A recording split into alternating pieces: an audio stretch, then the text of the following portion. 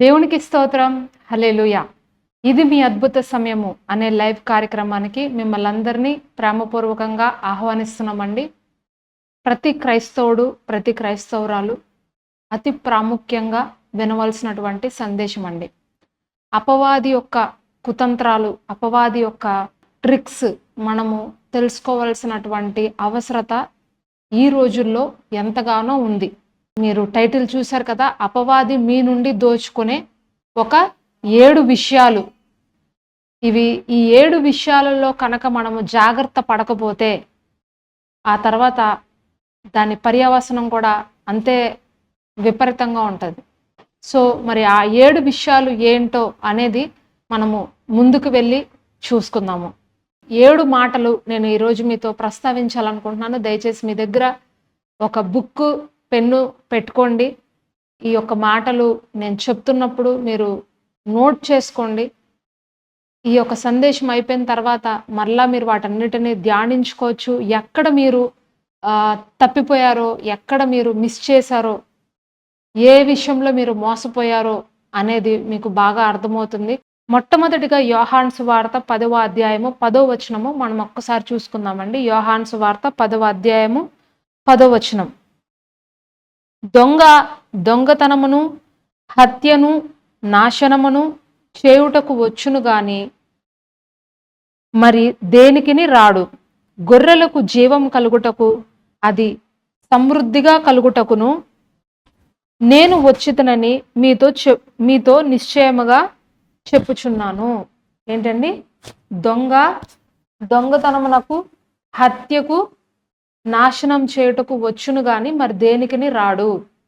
గొర్రెలకు జీవం కలుగుటకు, అది సమృద్ధిగా కలుగుటకు నేను వచ్చితినని మీతో నిశ్చయముగా చెప్పుచున్నాను. హల్లెలూయా. ఇక్కడ దొంగ అంటే ఎవరు? దొంగ, దోచుకునేవాడు, నాశనం చేసేవాడు, అబద్ధీకుడు, అబద్ధమునకు జనకుడు, మనుషులను దేవుడి నుండి దూరం చేసేవాడు, ఆధ్యాత్మిక జీవితంలో బలహీనపరిచేవాడు. ఇవన్నీ పేర్లు ఎవరికంటే? అపవాదికండి, సాతానుడికి ఈ పేర్లన్నీ ఉన్నాయి. అయితే యేసుక్రీస్తు ప్రభువారు చెప్తున్నారు, దొంగతనానికి, మోసానికి, హత్యకు, నాశనం చేయుటకు వస్తాడు కానీ మరి దేనికి రాడు. కానీ గొర్రెల కాపరి అయినటువంటి నేను నా గొర్రెలకు సమృద్ధి కలిగినటువంటి జీవమును ఇవ్వడానికే నేను వచ్చాను అని ప్రభువారు తెలియజేస్తున్నారు. మరి ఈ వాక్యము ఎంతో మందికి తెలుసు. ఈ వాక్యము మరి అనేకులు బైబిల్ చదువుతున్నప్పుడల్లా ఈ యొక్క వాక్యం ఎన్నో మార్లు చదివి ఉంటారు, విని ఉంటారు.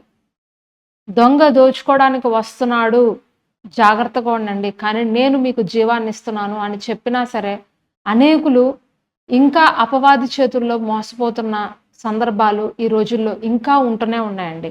అయితే ఈ యొక్క అపవాది చాలా తెలివిగా, చాలా మరి వివేచనతో మన దగ్గర నుండి కొన్ని విషయాలను దోచుకుంటాడండి. అవి దోచుకుంటున్నప్పుడు, వాటిని ఎత్తుకెళ్ళిపోతున్నప్పుడు కనీసము మీకు తెలియని కూడా తెలియదు. అవునండి, మీకు తెలియని కూడా తెలియదు. ప్రతి క్రైస్తవుడు, ప్రతి క్రైస్తవురాలు ఈ అనుభవాలన్నీ దాటుకుంటూనే వస్తారు. అందులో ఏ మాత్రము సందేహం లేదు. ఎంత పెద్ద భక్తులైనా సరే ఈ దాడిలో ఉంటారండి ఖచ్చితంగా. అయితే వాటిని గుర్తించి దాన్ని జయించిన వారు మరి జయవీరులుగా మనము పిలవచ్చు. దాన్ని గుర్తించాలి, దాన్ని జయించాలి. మరి 7 విషయాల్లో మొట్టమొదటి విషయము నేను మీకు ఇప్పుడు చెప్తానండి, రాసుకోండి. మొట్టమొదటిగా అపవాది మన నుండి దోచుకునేది మన టైం, మన సమయము. అవునండి, మన సమయాన్ని అపవాది దోచుకుంటాడు. అందుకే అపోస్తులుడైనటువంటి పౌలు ఎఫెసీయులకు రాసినటువంటి పత్రికలో ఒక మాట అంటాడు. ఏంటంటే, దినములు చెడ్డవి గనుక మీ సమయాన్ని పోనివ్వక దానిని మీరు సద్వినియోగపరచుకోనండి. ఏంటండి? దినములు చెడ్డవి గనుక మీ సమయాన్ని పోనివ్వక దానిని సద్వినియోగపరచుకోనండి. అజ్ఞానుల వలె కాక జ్ఞానుల వలె నడుచుకొని దేవుణ్ణి వెంబడించండి, దేవుని యొక్క జ్ఞానాన్ని పొందుకోండి అని అపోస్తులుడైనటువంటి పౌలు మనందరితో సెలవిస్తున్నాడండి. ఈరోజు అపవాది చాలా ఈజీగా మోసం చేసేది ఎక్కడంటే మన యొక్క టైంలోనండి. ప్రతి ఒక్కరూ కూడా వారి యొక్క టైంని యూటిలైజ్ చేసుకునే విషయంలో మోసపోతున్నారు. వారు చాలా మటుకు మరి ఈ రోజుల్లో ఎంతోమంది ఎక్కడ టైం వేస్ట్ చేస్తారంటే సెల్ ఫోన్ చూసే విషయంలో టైం ఎక్కువగా వేస్ట్ చేస్తారు. మరి దాని తర్వాత సెకండ్ పొజిషన్ దేనికంటే నిద్రకి ఎక్కువగా సమయాన్ని వేస్ట్ చేస్తారు. మరి కొంతమంది ఉద్యోగంలోనే సమయాన్ని ఎక్కువగా వేస్ట్ చేస్తారు. మరి కొంతమంది ఇతరుల గురించి మాట్లాడుకుంటూ, చాటింగ్స్ చేసుకుంటూ, గాసిప్స్ చెప్పుకుంటూ, వాళ్ళిలా వీళ్ళిలా అని మాట్లాడుకుంటూ, వ్యర్థమైన మాటలు మాట్లాడుకుంటూ సమయాన్ని వృధా చేసుకుంటారు. అయితే ఇవన్నీ కూడా మీ మిస్టేక్స్ కాదండి, మీ తప్పులు కాదు. ఇది ఎవరు ప్రలోభం వల్ల మీరు ఇలాగ చేస్తున్నారంటే అపవాది యొక్క దాడి వల్ల మీరు ఇలాగ చేస్తున్నారు. అవునండి. అపవాది ఎలాగ మిమ్మల్ని మోసం చేస్తాడంటే ఏదో ఒక శోధన, ఏదో ఒక ట్రాప్ మీ మీద మీ పైన విసురుతాడు. సెల్ ఫోను, బైబిల్ పక్కపక్కనే ఉంటాయి. మీరు ఏది చూస్ చేసుకుంటారు? 100లో 90% మంది సెల్ ఫోనే చూస్ చేసుకుంటారండి. అవునండి. వాళ్ళకి తెలుసు ఈ సమయంలో నేను బైబిల్ చదువుకోవాలి అని. వాళ్ళకి తెలుసు ఈ సమయంలో నేను ప్రార్థన చేసుకునే సమయము అని. వాళ్ళకి తెలుసు నేను సమయానికి మించి ఫోన్ చూస్తున్నాను అని. అయినా సరే చాలామంది దాన్ని జయించలేకపోతారండి. చాలామంది దానిని తెలిసి కూడా అపవాది యొక్క ఉచ్చులో పడిపోతారు. తద్వారా జరిగే పర్యవసనం ఏంటంటే క్రమక్రమముగా మన సమయాన్ని, మన యొక్క ఆధ్యాత్మిక జీవితాన్ని మనము పోగొట్టుకొని దేవునికి కొద్దిగా దూరం అయిపోతూ ఉంటాం. అందుకనే ప్రభువారు చెప్తున్నారు, పరిశుద్ధాత్మ దేవుడు చెప్తున్నారు, నీ సమయాన్ని పోనివ్వక నువ్వు సద్వినియోగం చేసుకో, దానిని నువ్వు కాపాడుకో. నువ్వు ఎంతసేపు నిద్రపోవాలో అంతసేపే నిద్రపో. నువ్వు ఎంతసేపు మరి నీ యొక్క కుటుంబ సభ్యులతో కావచ్చు, నీ ఉద్యోగంలో కావచ్చు, నువ్వు ఎంతసేపు మాట్లాడాలో దానికి నువ్వు ఒక పరిమితిని పెట్టుకో. ఆ ఒక్క పరిమితికి మించి నువ్వు ఆ పరిమితి మించి నువ్వు బయటికి వెళ్ళకూడదు. ఆ లిమిట్ని నువ్వు క్రాస్ చేసి బయటికి వెళ్ళకూడదు. మీకంటూ ఒక ప్రార్థన సమయము ఉండాలి. మీకంటూ ఒక కుటుంబ ప్రార్థన సమయము ఉండాలి. మీకంటూ ఉపవాస ప్రార్థన చేసుకునే ఒక సమయము అనేది మీరు ఏర్పాటు చేసుకోవాలి. ఆ సమయాన్ని ఎవరు పాడు చేస్తున్నా సరే, ఏ వ్యక్తో, ఏ ఫోన్ ద్వారానో, ఏ ఒక్క కూరగాయల అబ్బాయి ద్వారానో, ఏ పాలబ్బాయి ద్వారానో, లేకపోతే వస్తున్నటువంటి బంధువుల ద్వారానో, వస్తున్నటువంటి స్నేహితుల ద్వారానో మీరు ఆ సమయాన్ని పోగొట్టుకోకూడదు. అవునా అండి? చాలామంది చూడండి, ప్రార్థన అని కూర్చున్న వెంటనే సెల్ ఫోన్ మోగుద్ది. ఎప్పుడు ఫోన్ చేయనటువంటి వాళ్ళు అదే సమయంలో ఫోన్ చేస్తారు. ఎప్పుడు మన ఇళ్ళకి రాని వాళ్ళు అదే సమయంలో మన ఇంటికి వస్తారు. ఎప్పుడు మాట్లాడనటువంటి వారు అదే సమయంలో వచ్చి మాట్లాడతారు, లేదా గొడవ పడతారు. అనిపిస్తుంది మనకి, నేను ఈరోజు ఉపవాస ప్రార్థన చేసుకుందామని కూర్చున్నాను, ఉపవాసం ఉన్నాను, చక్కగా పొద్దున్నే లేచాను, తలస్నానం చేసుకున్నాను, ఇంట్లో పనులన్నీ త్వరగా ముగించుకున్నాను, వచ్చి ప్రార్థన చేసుకుందాం అని కూర్చునేటప్పటికి ఈ గొడవ ఏంటి నాకు? ఎప్పుడైనా అయిందండి మీకు ఇలాంటి అనుభవము? ఎప్పుడైనా మీరు ఇలాంటి అనుభవాన్ని, ఇలాంటి ఫీలింగ్ని మీరు అనుభవించారా? చాలాసార్లు ప్రార్థన చేసుకుందాము అని కూర్చునే లోపు ఏదో ఒక ఫోన్ కాల్ రావడం, ఎవరో ఒకళ్ళు రావడము, ఏదో ఒక రీతిగా ఆ ఒక్క ప్రార్థన డిస్టర్బ్ చేయడం. ఇవన్నీ కాదు అని అనుకుంటే నిద్ర వచ్చేస్తుంది చాలామందికి. అవునా అండి? బైబిల్ ఇలా పట్టుకోగానే ఆవలింతలు వస్తాయి. బైబిల్ పట్టుకొని ఒక్క వాక్యం చదివారో లేదో, అసలు మనము మామూలుగా మంచం ఎక్కి పడుకునే దానికన్నా కూడా బైబిల్ చదివేటప్పుడు చాలా గాఢ నిద్రలోకి వెళ్ళిపోతారు కొంతమంది. ఎంత గాఢ నిద్ర అంటే ఎవరైనా పక్కన ఏమైనా జరుగుతున్నా కూడా తెలియనటువంటి గాఢ నిద్రలోకి వెళ్ళిపోతారు కొంతమంది. ఇవన్నీ కూడా అపవాది దాడులండి. ఇవన్నీ కూడా ఏంటంటే అపవాది దాడులు.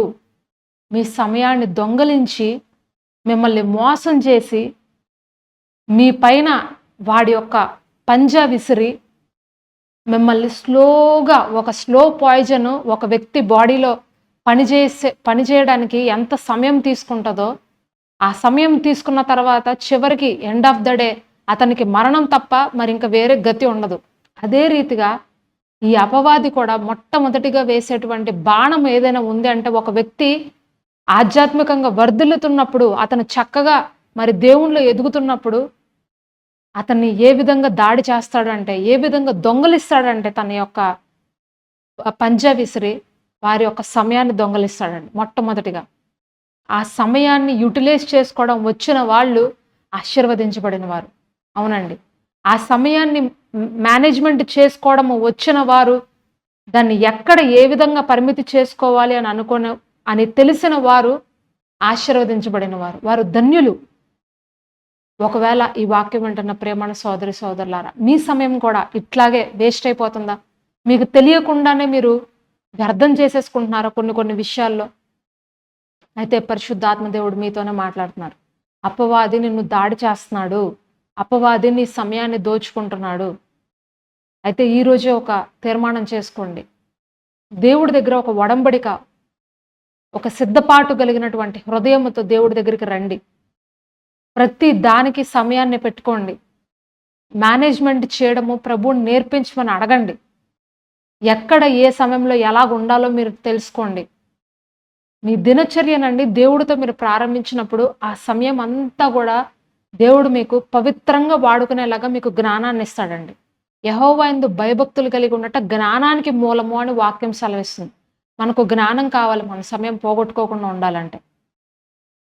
సో ఆ జ్ఞానము దేవుడు మీకు ఈ దినమున ఇచ్చునుగాక. ఆమేన్.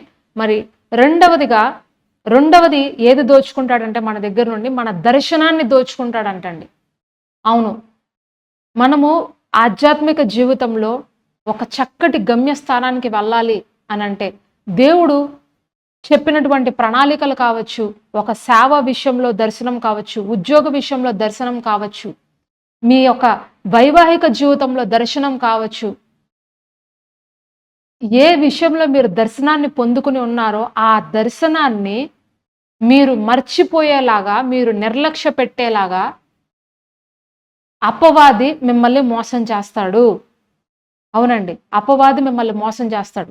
ఇక్కడ కొరింథీయులకు రాసినటువంటి 2వ పత్రిక 4వ అధ్యాయము 4వ వచనంలో ఇలాగ రాయబడి ఉందండి. చూద్దాం రండి. కొరింథీయులకు రాసినటువంటి 2వ పత్రిక 4వ అధ్యాయము 4వ వచనము.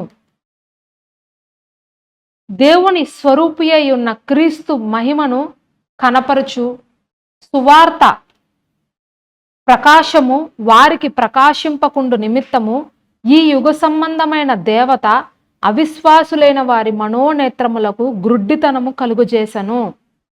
చూడండి, ఇక్కడ వాక్యము స్పష్టంగా తెలియజేస్తుంది. దేవుడి స్వరూపి అయి ఉన్న క్రీస్తు మహిమను కనపరచు సువార్త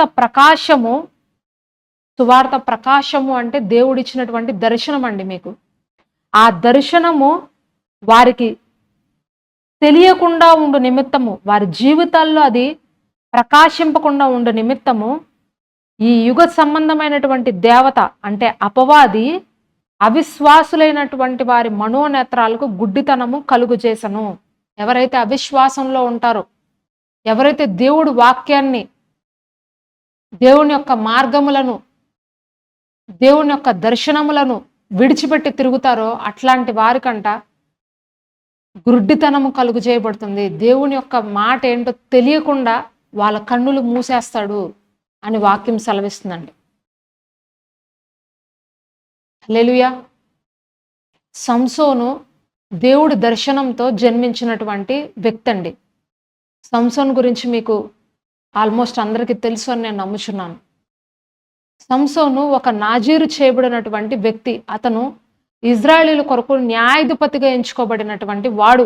దర్శనముతో మరి అతను ఈ యొక్క లోకంలోనికి వచ్చాడు. దేవుడి యొక్క వాగ్దానము అతని యొక్క జీవితంలో ఉంది. తన తల్లి గర్భంతో ఉన్నప్పుడే మరి తన తల్లికి కూడా నాజీరుగా ఉండమని చెప్పాడు దేవుడు.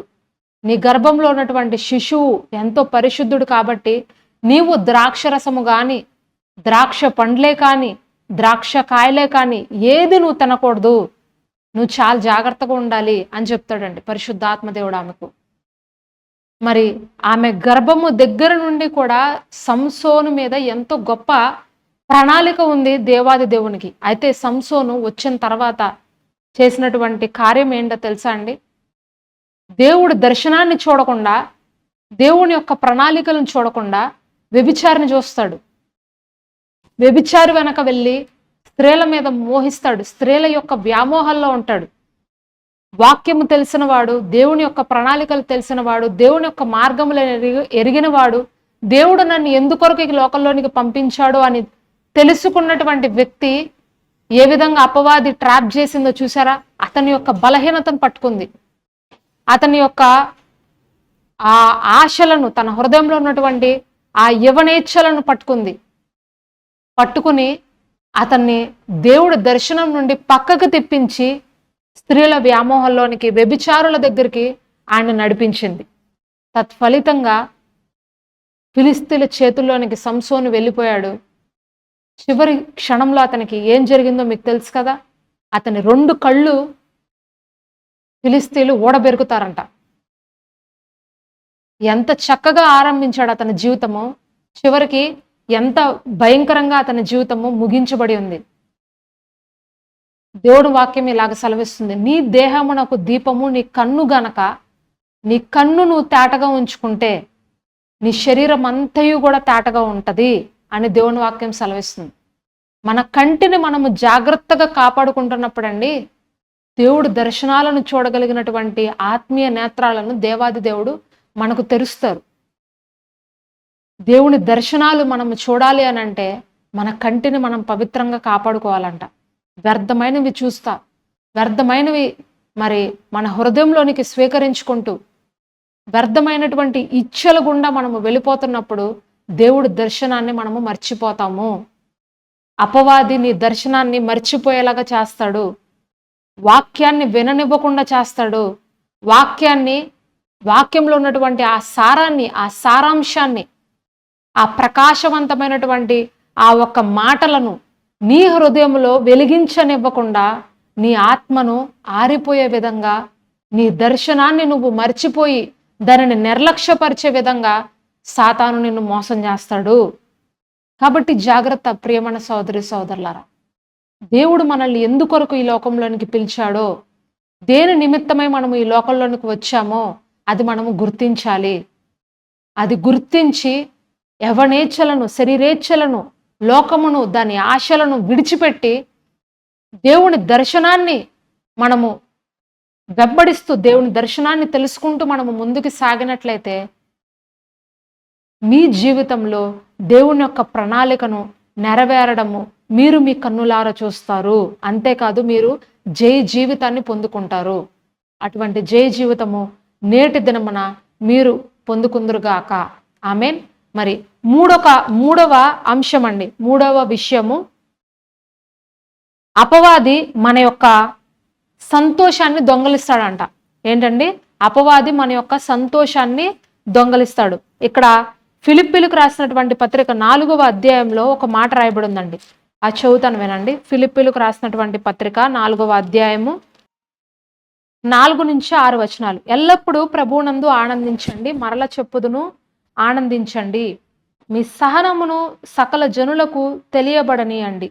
ప్రభు సమీపంగా ఉన్నాడు, దేనిని గురించి చింతపడకుడి గాని ప్రతి విషయంలో ప్రార్థన విజ్ఞాపనముల చేత కృతజ్ఞతాపూర్వకంగా మీ విన్నపములను దేవునికి తెలియచేయండి. హల్లెలూయా. ఇక్కడ వాక్యము సెలవిస్తుంది, ఎల్లప్పుడూ ప్రభువునందు ఆనందించండి. మరలా చెప్పుతున్నాను, ప్రభువునందు మీరు ఆనందించండి.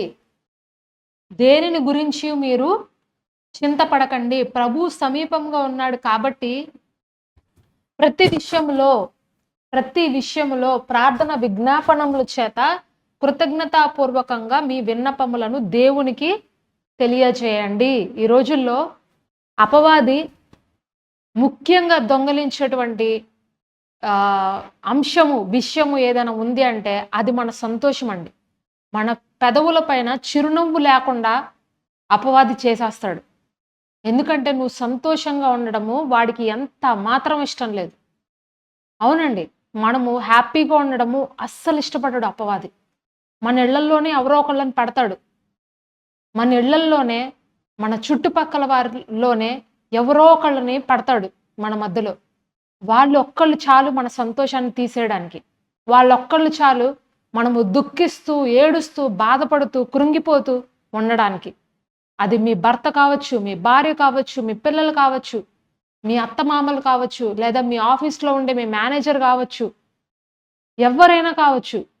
అయితే ప్రభు వాక్యం సెలవిస్తుంది. ఎల్లప్పుడూ ప్రభువునందు ఆనందించండి. మరలా చెప్తున్నాను ప్రభువునందు ఆనందించండి. ఆనందించడము అనేది దేవుడిచ్చినటువంటి బహుమానం అండి. హల్లెలూయా! ఆనందించడము అనేది దేవుడిచ్చినటువంటి బహుమానము.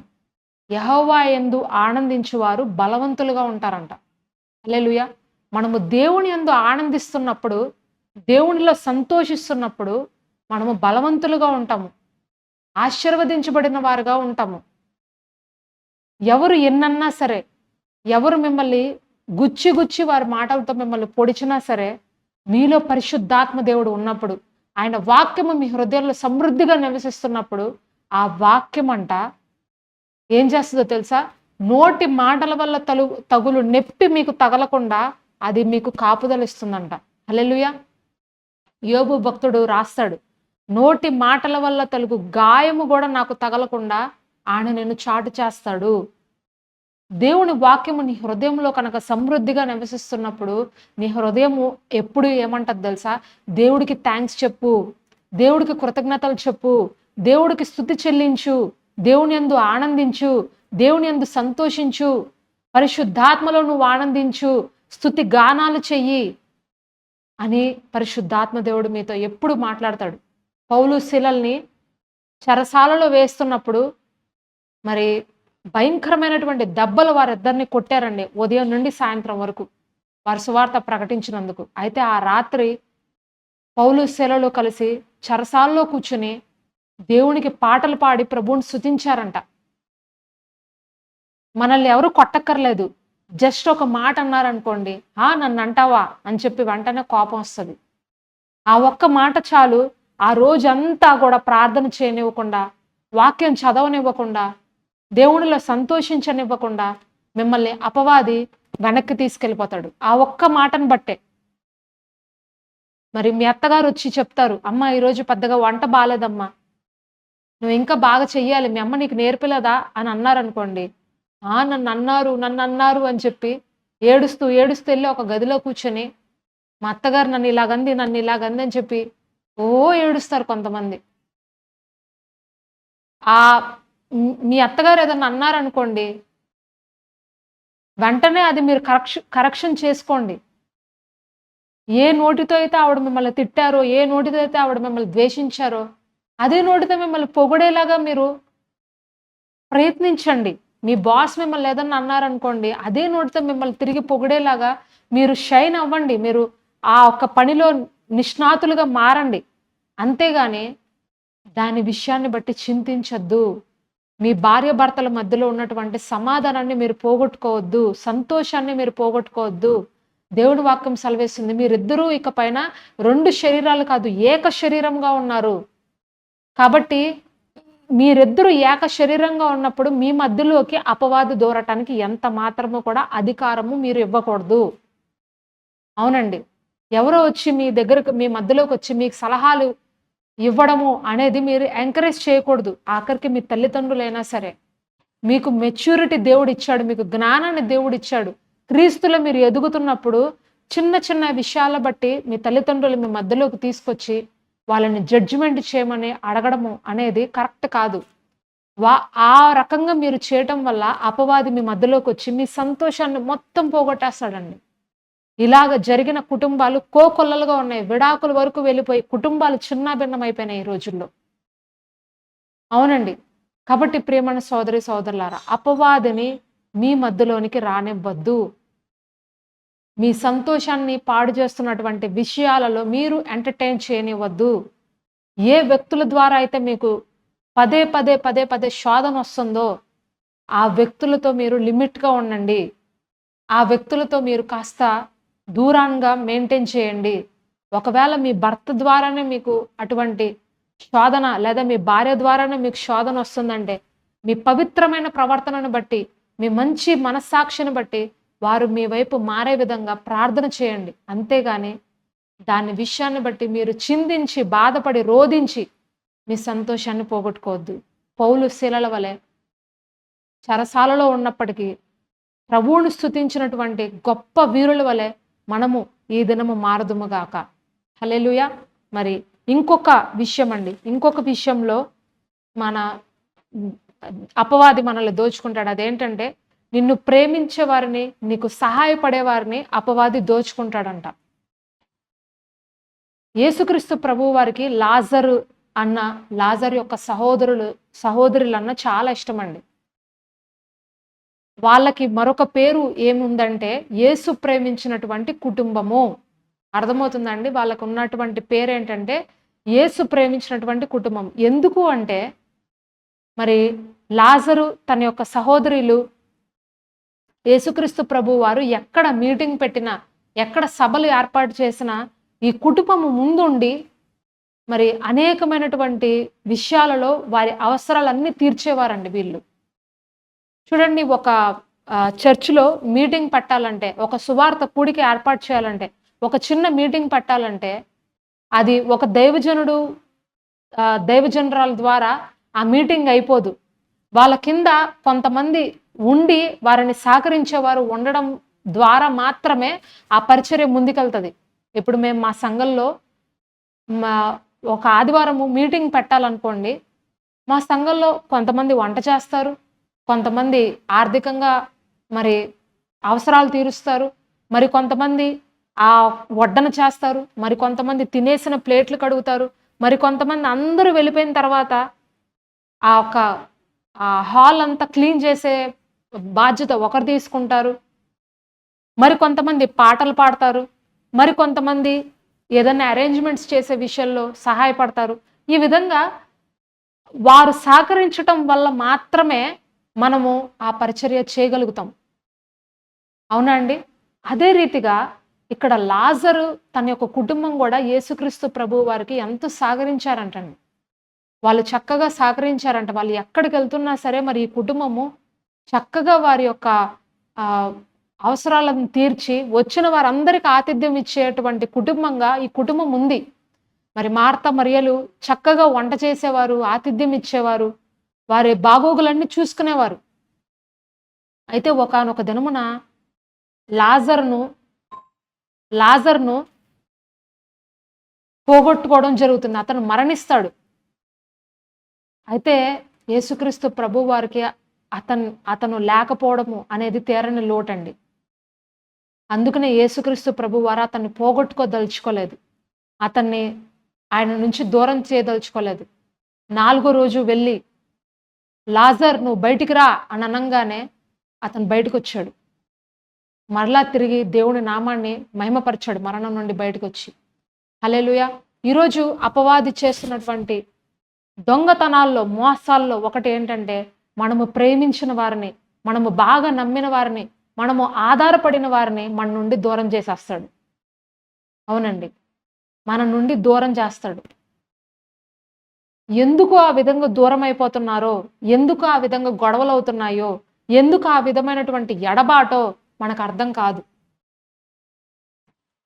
అనేక సార్లు మనం అనుకుంటాం, ఎందుకు ఈ వ్యక్తి సడన్గా మనతో దూరం అయిపోయాడు, ఈ వ్యక్తి పరిచర్యలో చక్కగా హెల్ప్ చేశారు కదా ఇంతకుముందు, ఇప్పుడు ఎందుకు ఇంత సైలెంట్ అయిపోయారు, ఇంతకుముందు చక్కగా మరి పాటలు పాడేవాడు కదా ఈ వ్యక్తి, ఇప్పుడు ఎందుకు పాటలే పాడట్లా, ఇంతకుముందు చక్కగా మందిరంకి వచ్చి మరి అనేక విషయాల్లో చేయి పెట్టి పనిచేసేవాడు, ఇప్పుడు ఎందుకు మందిరానికి రావట్లా, ఏ విధంగా ఎందుకు మాకు దూరం అయిపోయాడు అని చెప్పి అనిపిస్తుంది కదండి.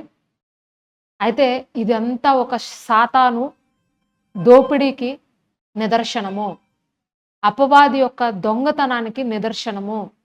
ఆ విధంగా మీ మీ మధ్యలో ఎడబాటుని క్రియేట్ చేసి, వారికి మీకు మధ్యలో మనస్పర్ధలో, లేకపోతే వారికి మీ మీద ఒక చెడ్డ అభిప్రాయాలు తీసుకొచ్చి, మీ నుంచి వాళ్ళని దూరం చేసి, మీ యొక్క పరిచర్యను, మీ యొక్క కుటుంబాన్ని, మీ యొక్క ఆ స్నేహ బంధాన్ని ముందుకి వెళ్ళనివ్వకుండా, మిమ్మల్ని ఆపేయడానికి, అక్కడ కట్ చేయడానికి సాతాను వేసినటువంటి ట్రిక్ అండి అది.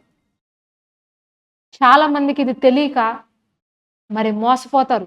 వాళ్ళు గొడవలు పడిపోతారు. నా నుంచి దూరం అయిపోయాడు, ఇలా చేశాడు, అలా చేశాడు అని చెప్పి అనుకుంటారు. కానీ ఇదంతా కూడా అపవాది యొక్క మోసము, దొంగతనము. మనుషుల్ని దోచుకుంటున్నాడు. మీ నుండి మనుషుల్ని అపహరిస్తున్నాడు.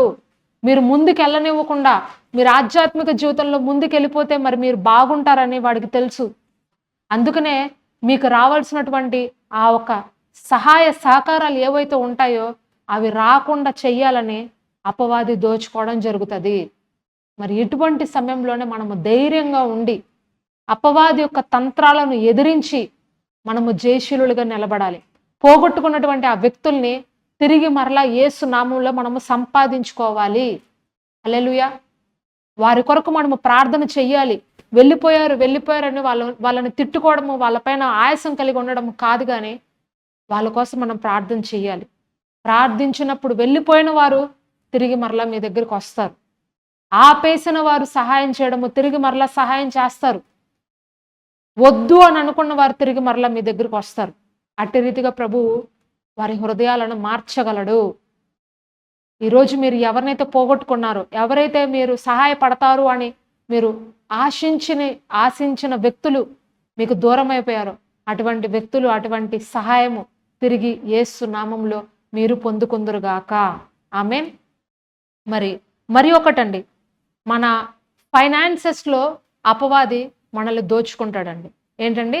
ఫైనాన్సెస్లో మనల్ని దోచుకుంటాడు. అంటే ఆర్థిక పరమైనటువంటి విషయాలలో మనము దోచుకొనబడతాము.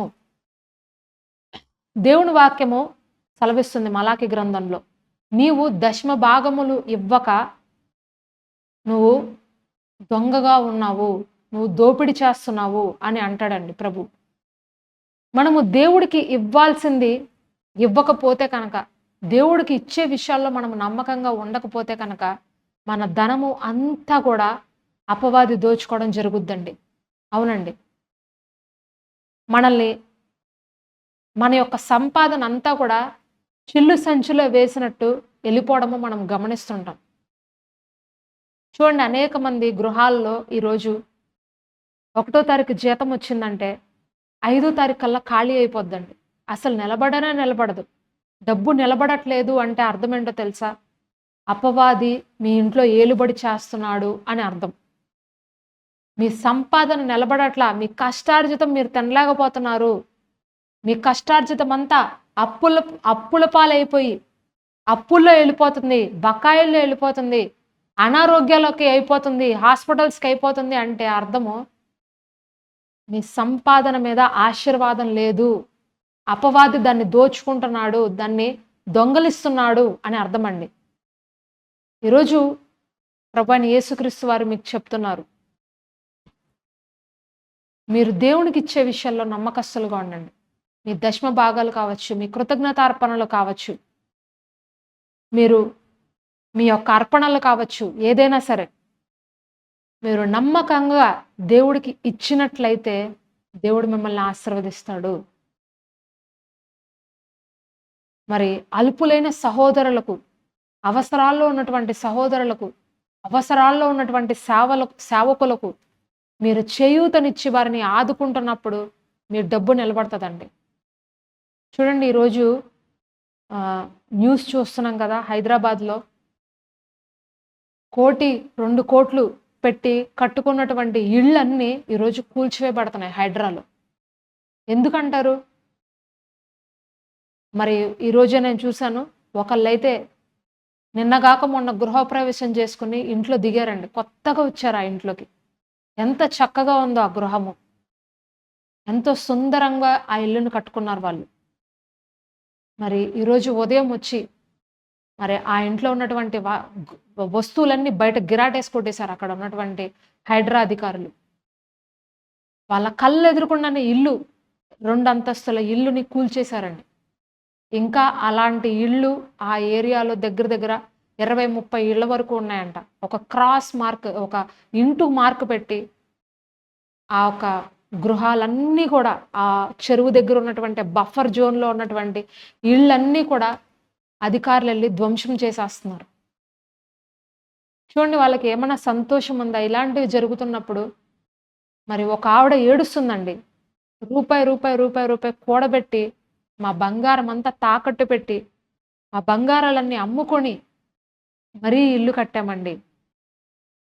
మాకు ఈ యొక్క స్థలం ఇచ్చినటువంటి వ్యక్తులు ఎవరైతే ఉన్నారో, ఇందులో మీరు కట్టుకోవచ్చు. ఇక్కడ మీకేం ప్రాబ్లమ్ లేదు అని చెప్పి మాకు ఈ స్థలం అమ్మారండి. ఈ ఇల్లు అమ్మారండి. కానీ ఇప్పుడు ఇది బఫర్ జోన్‌లో ఉంది. మేము కూల్చేస్తామని చెప్పి అకస్మాత్తుగా ఎలాంటి నోటీసులు ఇవ్వకుండా కూల్చేశారండి మాది.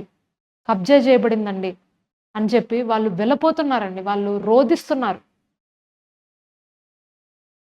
చూడండి ప్రియమైన సోదరి సోదరులారా, యెహోవా ఆజ్ఞ లేకుండా చేసినటువంటి ఆలోచనలు, చేసినటువంటి కార్యాలు అవి నిలవవు అని వాక్యం సెలవిస్తుంది.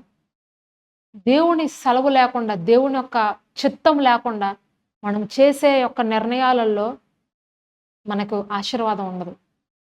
మనము కోట్లు కోట్లు పెట్టినా సరే, ఎన్ని పెట్టినా సరే అది ఒక్క క్షణంలో ఎళ్ళిపోద్దండి. నిలబడదు అది. ఆ సొమ్ము నిలబడదు. అక్రమంగా వచ్చింది, మోసం చేసి వచ్చింది ఏది కూడా మన జీవితంలో నిలబడదు. ఎళ్ళిపోతాయి, వాటంతట అవే ఎళ్ళిపోతాయి. మీకు తెలియకుండానే కొన్నిసార్లు మోసపోవాల్సినటువంటి పరిస్థితులు కూడా వస్తాయి. ఇవన్నిటికి రీజన్ ఏంటో తెలుసా? అపవాది మిమ్మల్ని దోచుకుంటున్నాడు. దేవుని ఎడల భయభక్తులు కలిగిన వారు జ్ఞానం కలిగి ఉంటారు, వివేచన కలిగి ఉంటారు. వారు చేయు ఆలోచనలలో ప్రతి ఆలోచనలో క్రీస్తుని అధిపతిగా పెట్టి చేస్తారు. అప్పుడు ఆ కట్టడాలు నిలబడతాయి, ఆ ఆలోచనలు నిలబడతాయి, ఆ డబ్బు నిలబడుతుంది. మీరు తినే ప్రతి మెతుకు తృప్తిగా భుజిస్తారు. హల్లెలూయా! మీరు తినే మెతుకు తృప్తిగా భుజించి మీ కడుపులోకి ఎళ్తుంది అంటే అది దేవుడి ఆశీర్వాదం. మీ సంపాదన నిలబడుతుందంటే అది దేవుడి ఆశీర్వాదం. నిలబడకుండా ఎళ్ళిపోతుంది ఎప్పటికప్పుడు అనంటే అపవాది దోచుకుంటున్నాడు అని అర్థం. ఎన్ని ఉన్నా గాని కొంతమందికి అనుభవించే రాత ఉండదంట. ఆ అనుభవించే రాత లేనప్పుడు సంపాదించుకునే ఉపయోగం ఏముంది చెప్పండి? తృప్తిగా మనము భుజించాలి, తృప్తిగా మనము ఉండాలి మనకున్న దాంట్లో. ఆ తృప్తి ఉండట్లేదు అని అంటే అర్థము దేవుడి సన్నిధి మనము మిస్ అవుతున్నామని అర్థమండి. కాబట్టి ప్రియమైన సోదరి సోదరులారా, అపవాది మీ జీవితాల్లోకొచ్చి మీ జీవితంలను, మీ యొక్క ఆలోచనలను, మీ కట్టడాలను నాశనం చేయక ముందే మీరు అలర్ట్ అయ్యి, మీరు మెలకువగా ఉండి ప్రార్థన చేసి వాడిపైన జయాన్ని పొందండి. మీ డబ్బుని, మీ యొక్క ఆర్థికపరమైనటువంటి విషయాలలో దేంట్లో కూడా అపవాది యొక్క హస్తము ఉండకుండా మీరు మెలకువ కలిగి ప్రార్థించండి. అప్పుడు మీరు ఆశీర్వదించబడతారు. మీ సంపాదన ఆశీర్వదించబడుతుంది. దేవుడికిచ్చే విషయాల్లో నమ్మకంగా ఉండండి. అప్పుడు మీరు ఆశీర్వదించబడతారు. కృతజ్ఞతలు కలిగి ఉండండి. ఆమేన్. మరి ఇంకొక విషయం అండి, మన యొక్క ఆరోగ్యాన్ని, ఇది మరెంతో ప్రాముఖ్యమైనటువంటి విషయము. మన ఆరోగ్యాన్ని సాతాను దోచుకుంటాడంట. హల్లెలూయా! దేహము దేవుని ఆలయము అని వాక్యం సెలవిస్తుందండి. ఏంటండి? దేహము దేవుని ఆలయము. దేహాన్ని ఎవరైతే పాడు చేస్తారో దేవుడు వాళ్ళని పాడు చేస్తారంట. దేవుడు నీకిచ్చినటువంటి ఆరోగ్యము నువ్వు కాపాడుకోవాలి. ఏది పడితే అది మనము భుజించి, ఎలా పడితే అలా ఉండి మన శరీరాన్ని పాడు చేసుకోమని దేవుడు చెప్పలా. అందుకే గల్తీలు రాసినటువంటి పత్రికలో వాక్యం రాయబడి ఉంటుంది. మనుష్యుడా, నువ్వు ఏది విత్తుతావో దాన్నే నువ్వు కోస్తావు. ఆహారము కాని వాటి కొరకు నువ్వు ప్రయాసపడద్దు.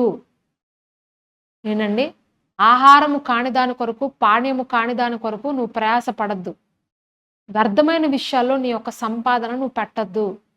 తద్వారా అపవాది నీ యొక్క శరీరాన్ని దోచుకుంటాడు, నీ ఆరోగ్యాన్ని దోచుకుంటాడు. దేవుని వాక్యం సెలవిస్తుంది, మనుష్యుడు రొట్టె వలన మాత్రం కాదు, దేవుని నోట నుండి వచ్చి ప్రతి మాట వల్ల జీవిస్తాడంట. ఈరోజు చాలామంది ఈ డైట్ చేయడం వల్ల, ఇంటర్మీడియట్ ఫాస్టింగ్ చేయటం వల్ల శరీరాన్ని నేను కాపాడుకుంటాను, నా ఆరోగ్యాన్ని కాపాడుకుంటాను, నా ఆయుష్ని పెంచుకుంటాను అని అనుకుంటున్నారు. కానీ నిజమైన ఆరోగ్యం ఎక్కడుందో తెలుసా అండి? ఆయన వాక్యంలో ఉంది. అవునండి, ఆయన వాక్యమే ఆరోగ్యము. నేను నా సొంత అనుభవాన్ని నేను చెప్తాను. ఎన్నోసార్లు ఈ లైవ్ స్టార్ట్ అయ్యడం, లైవ్ ప్రోగ్రామ్ చేద్దామని నేను కూర్చున్నప్పుడండి, కొన్నిసార్లు విపరీతమైనటువంటి తలనొప్పితో వస్తాను. కొన్నిసార్లు మరి నిద్ర సరిపోక నాకు తలంతా కూడా పట్టేసినట్టు ఉంటుంది. మరి నాకు నా శరీరం అసలు సహకరించదు ఆ వాక్యం చెప్పడానికి. కానీ ఎప్పుడైతే నేను కూర్చుని ఆ వాక్యము నా నోట్లోంచి ప్రకటిస్తూ ఉంటానో, నాకు తెలియదు ఎప్పుడు వెళ్ళిపోద్దో ఆ తలనొప్పి, నాకు తెలియదు ఎప్పుడు వెళ్ళిపోతుందో ఆ అనీజీనెస్ అనేది. నాకు తెలియకుండానే నేను ఆమెన్ అని కుర్చీలోంచి పైకి లేచేటప్పటికి నేను ఫ్రీ అయిపోతుంటానండి. నాకే ఆశ్చర్యంగా ఉంటది. పొద్దునుండి పోరాడుతున్నాను ఈ బాధ కోసము, ఈ అనీజీగా ఉందని, ఈ సిక్‌నెస్ కోసమని. ఇక్కడ కూర్చుని ఈ వాక్యం ప్రకటిస్తుంటే, ఎట్లా ఎళ్ళిపోయింది ప్రభువా! నీ వాక్యంలో అంత శక్తి ఉందా? నీ వాక్యంలో ఇంత జీవం ఉందా? అని అనిపిస్తది నాకు. ఎన్నో సార్లండి అపవాది మరి ఇక్కడ వాక్యము ప్రకటించకుండా ఉండడానికి అనేక విధములైనటువంటి పోరాటాలు శరీరంలో నాకు పెడుతుంటాడు. కానీ ఎన్నున్నా సరే వాటన్నిటిని జయించొచ్చి నేను ఇక్కడ కూర్చుంటాను. చాలా సార్లు ఇలాంటి అనుభవాలు నాకు జరిగినాయి. ఆ వాక్యము ప్రకటించేటువంటి శక్తి కూడా కొన్నిసార్లు నాకు ఉండదు. కానీ ఆ బలహీనతలో కూడా దేవుడు నన్ను బలపరుస్తూ ఉంటాడు. ఎందుకంటే నేను నా శరీరాన్ని కాదు, నా ఆత్మను సంతోషింప చెయ్యాలని నా శరీర బలహీనతలను పక్కన పెడుతుంటాను. ఆ సమయంలో పరిశుద్ధాత్మ దేవుడు నాలో మరింత బలంగా పనిచేస్తుంటాడు. హల్లెలూయా! మన యొక్క ఆరోగ్యము సాతాను దోచుకుంటున్నాడు అంటే అర్థమేంటో తెలుసా? వాక్యాన్ని మీరు భుజించవలసినంతగా భుజించట్లేదు అని అర్థం. వాక్యాన్ని మీరు విశ్వాసంతో చదవట్లేదు, విశ్వాసంతో వినట్లేదు అని అర్థం. అవిశ్వాసంతో మనము వాక్యం విన్నా, అవిశ్వాసంతో వాక్యాన్ని ప్రకటించినా, అపవాది మన యొక్క శరీరాల్లోకి వెళ్ళి ఆ వాక్యాన్ని పనిచేయనివ్వకుండా చేసి మనల్ని రకరకాలైనటువంటి సిక్‌నెస్‌లోనికి పంపిస్తాడు. 18 సంవత్సరాల నుండి 18 సంవత్సరాల నుండి బలహీనపరచు ఆత్మ కలిగినటువంటి ఒక స్త్రీ నడుము వంగిపోయి ఉందంట. ఆ బలహీనపరచు ఆత్మ అంటే ఏంటండి? దెయ్యం. ఆ ఒక్క దెయ్యం కారణం వల్ల ఆమె నడుము వంగిపోయిందంటండి. ఈరోజు అనేక మంది దేవుని ఆత్మతో వారు నడిపించబడకుండా దెయ్యపు ఆత్మలతో నడిపించడం వల్ల వారి యొక్క ఆరోగ్యాన్ని పోగొట్టుకుంటున్నారు. అందుకనే ప్రభువు బల్ల తీసుకునేటప్పుడు మేము ప్రతి నెల చెప్తుంటాం, మీరు ఈ యొక్క బల్లలో చేతులు వేస్తున్నప్పుడు చాలా జాగ్రత్తగా చేతులు పెట్టండి. అపవిత్రంగా వచ్చి చేయి పెట్టద్దు. తద్వారా అనేకులు బలహీనులవుతున్నారు, అనేకులు కొంతమంది రోగాల పాలవుతున్నారు, మరికొందరు మరణిస్తున్నారు అని చెప్తుంటాం మేము. ఆ బల్లలో చేతులు పెడుతున్నప్పుడు కూడా మన హృదయాన్ని శుద్ధి చేసుకుని బల్లలో చేతులు పెట్టాలంట. అలా ఎలా పడితే అలాగొచ్చి పశ్చాత్తాపం లేకుండా, శుద్ధ హృదయం లేకుండా వచ్చి బల్లలో చేతులు పెట్టడం వల్ల అనేకులు బలహీనులుగా, రోగులుగా మరణ పడకల్లో ఉంటున్నారంటండి. కాబట్టి ప్రేమన్న సోదరి సోదరులారా, అపవాది మీ శరీరాల్ని పాడు చేస్తున్నాడు, మీకు రోగాలు రప్పిస్తున్నాడు, మీరు బలహీనులుగా ఉంటున్నారు, మీరు చాతబడి శక్తులతో పీడించబడుతున్నారు, అపవాది శక్తులతో పీడించబడుతున్నారు అంటే అర్థము మీ హృదయంలో దేవుడు వాక్యానికి స్థానం లేకపోవటం వల్లే. మీ హృదయంలో దేవుడు వాక్యాన్ని పెట్టుకోండి. అప్పుడు దేవుడు మీకు ఆరోగ్యాన్ని, ఆయుష్ను, దీర్ఘాయువును అని మీకు అనుగ్రహిస్తారు. అతడు నన్ను ప్రేమించుచున్నాడు కనుక నేను అతనికి దీర్ఘాయువునిస్తాను. ఆమేన్. మీరు దేవుణ్ణి ప్రేమిస్తూ ఉన్నప్పుడు, దేవునికి దగ్గరవుతూ ఉన్నప్పుడు ఆయన మీకు దీర్ఘాయువునిచ్చి, దీర్ఘాయుష్యునిచ్చి ఆరోగ్యమును, సిరి సంపదలను, ఐశ్వర్యమును, కీర్తిని మీకు అనుగ్రహిస్తారు. మరి చివరిగా అండి, చాలా ప్రాముఖ్యమైనటువంటిది, ఇవన్నీ మీరు రాసుకుంటే మీకు జ్ఞాపకం ఉంటాయి. చివరిగా వాక్యాన్ని దొంగలిస్తాడంటండి. వాక్యాన్ని దొంగలిస్తాడంట. ఇక్కడ లూకాసు వార్త 8వ అధ్యాయము 11, 12 వచనాలు ఒకసారి చూద్దామండి. లూకాసు వార్త 8వ అధ్యాయము 11, 12 వచనాలు. ఈ ఉపమాన భావము ఏమనగా, విత్తనము దేవుని వాక్యము. ఏంటండి? విత్తనము దేవుని వాక్యము. త్రోవ పక్కన ఉండువారు, వారు వినువారు గాని నమ్మి రక్షణ పొందకుండానట్లు అపవాది వచ్చి వారి హృదయాలలో నుండి వాక్యము ఎత్తుకుని పోవును. సాతాను చేసేటువంటి ఘోరమైన మోసాల్లో, ఘోరమైన దోపిడీలో ఇది నెంబర్ 1 ప్లేస్ అని చెప్పచ్చండి. వాక్యము అనేది ఎత్తుకెళ్ళిపోవడం అనేది చాలా భయంకరమైనటువంటి దోపిడీ అండి. ఒక క్రైస్తవుడు, ఒక క్రైస్తవురాలు వాక్యం ద్వారానే పోషించబడతారు. వాక్యము ద్వారానే మరి వాళ్ళు దీవించబడతారు. చూడండి, ఈరోజు కొంతమంది మా చర్చికి వస్తుంటారు. వారు వాక్యము చెప్తుంటే ముళ్ళ కంప మీద కూర్చున్నట్టు ఉంటుంది. కొంతమందికి ఇటు కదులుతారు, అటు కదులుతారు, అటు చూస్తారు, ఇటు చూస్తారు, దిక్కులు చూస్తారు. కొంతమంది అనవసరంగా వాష్రూమ్స్కి వెళ్తుంటారు, బాత్రూమ్స్కి వెళ్తుంటారు, బయటికి వెళ్ళిపోతారు, లేదా వెనకాల వాటర్ తాగడానికి వెళ్ళిపోతుంటారు. మరి కొంతమందికి ఫోన్లు వచ్చేస్తాయి. కొంతమంది నేను అబ్జర్వ్ చేస్తానండి, చర్చికి వచ్చిన వాళ్ళని, అసలు వాళ్ళకి ప్రశాంతత అనేది ఉండదన్నమాట. ఎందుకు అలాగ అవుతుందంటే, అపవాది వాళ్ళని ఏలుబడి చేస్తుంది. వాక్యం అనేది విననివ్వదు. వాక్యం అనేది వాళ్ళ హృదయంలోకి వెళ్ళనివ్వకుండా ఏదో ఒక రకంగా అడ్డుకుంటుంది అనమాట. అందుకనే దేవుని వాక్యం సెలవిస్తున్నది, ఆ వాక్యము విని నువ్వు రక్షణ పొందకుండానట్లు అపవాది వచ్చి నీ హృదయంలో నుండి వాక్యాన్ని ఏం చేస్తుందండి? ఎత్తుకెళ్ళిపోద్దంట. పాస్టర్ గారు వాక్యం విత్తుతా ఉంటారు, ఇంకో పక్క నుండి సైతాన్ వచ్చి తీసుకెళ్ళిపోతా ఉంటుంది. మీకు తెలియదు. ఇంటికి వెళ్ళేటప్పటికి ఏం చెప్పారు అని అడిగారు అనుకోండి ఎవరైనా మిమ్మల్ని, చాలా బాగా చెప్పారు, చాలా బాగా చెప్పారు అంటారు. ఏం చెప్పారు అంటే చాలా బాగా చెప్పారు. అదే ఏం చెప్పారు అంటే చాలా సూపర్గా చెప్పారు అని అంటారు. కానీ ఏం చెప్పారో మీకు గుర్తుండదు, ఏం విన్నారో మీకు తెలియదు. బాగా చెప్పారని మాత్రమే మీకు తెలుసు, కానీ మీరు ఏం విన్నారో, మీరు ఏం నేర్చుకున్నారో, ఏం వచ్చిందో మీకు అసలు అర్థమే కాదు. దానికి కారణం ఎవరో తెలుసా? సైతానండి, అపవాది.